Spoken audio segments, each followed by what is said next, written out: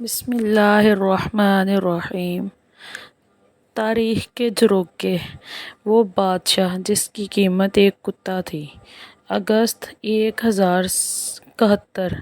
ملازگرد کے مقام پر 26 بازنطینی سلطنت اور سلجوق سلطان الپ ارسلان کے درمیان ایک فیصلہ کن جنگ لڑی گئی۔ کہا جاتا ہے ملازگرد تاریخ کی ان جنگوں میں سے ہے جس نے دنیا کا نقشہ بدل کر رکھ دیا تھا۔ جنگ بدر، احد، موتا، یرموک فتح، قسطنطنیہ فتح، بیت المقدس اور ملازگرد ایسی جنگیں ہیں جنہوں نے دنیا پر نہ صرف ختم ہونے والی فتح بیت المقدس اور ملازگرد ایسی جنگیں ہیں جنہوں نے دنیا پر نہ ختم ہونے والے اثرات چھوڑے ہیں۔ تمام یورپ 6 لاکھ فوج لے کر مسلمانوں کو ختم کرنے کے ارادے سے نکل پڑا، بلکہ انہوں نے آپس میں مسلمان ممالک بھی تقسیم کر لیے تھے۔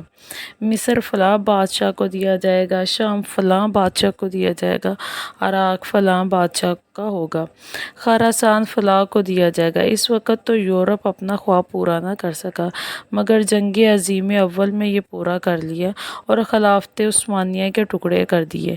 ان کی فوج کی تعداد 6 لاکھ اور ارادے انتہائی خطرناک تھے۔ تمام عالم اسلام میں شدید اضطراب کی لہر دوڑ گئی کہ اب کیا ہوگا، کیونکہ ہمارے پاس نہ لشکر اتنا بڑا ہے، نہ کسی ایک سپہ سالار پر لوگ متفق ہیں۔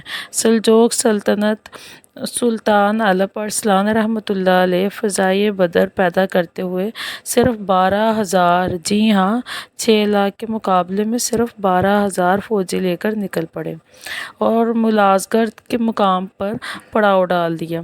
بازنطینی لشکر کے پاس راشن، مکمل اسلحہ، بہترین منجنیقیں، تلواریں، ڈھالیں، تیر، ہر شے وافر مقدار میں تھی، جبکہ مسلمانوں کے پاس کھانے کے لیے بھی کچھ نہیں تھا اور تعداد 12,000 تھی۔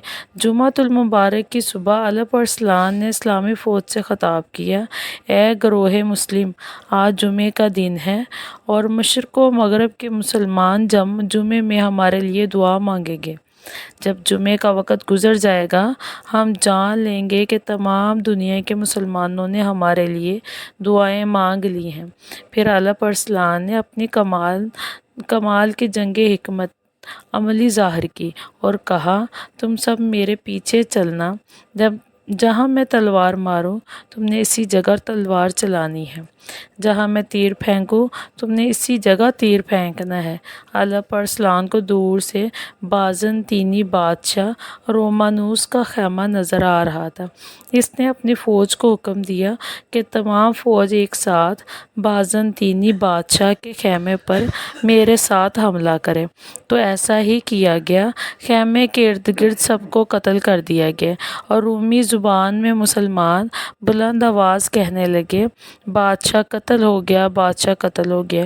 یہ سننا تھا کہ بازنطینی سپاہی حوصلہ ہار بیٹھے اور بھاگنے لگے۔ مسلمان لشکر نے بازنطینیوں کو گاجر مولی کی طرح کاٹ کر رکھ دیا اور بازنطینی بادشاہ کو قیدی بنا لیا۔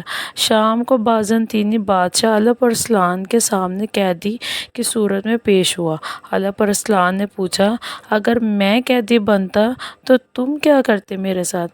بازنطینی بادشاہ نے کہا: بے شک میں آپ کو قتل کرتا۔ الپ ارسلان نے کہا کہ تم میرے نزدیک اس قابل نہیں کہ میں تمہیں قتل کروں۔ سپاہیوں کو حکم دیا کہ اس کو لے جاؤ اور دیکھو کوئی اس بادشاہ کو خریدنے کا ارادہ رکھتا ہے۔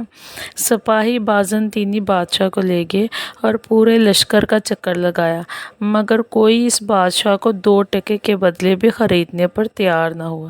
ایک مسلمان نے اس بازنطینی بادشاہ رومانوس کو کتے کے بدلے خرید لیا۔ واپس آ کر سپاہیوں نے بتایا تو الپ ارسلان نے کہا: تم نے بہت اچھا کیا، بلکہ اس کی قیمت تو کتے سے بھی کم ہے۔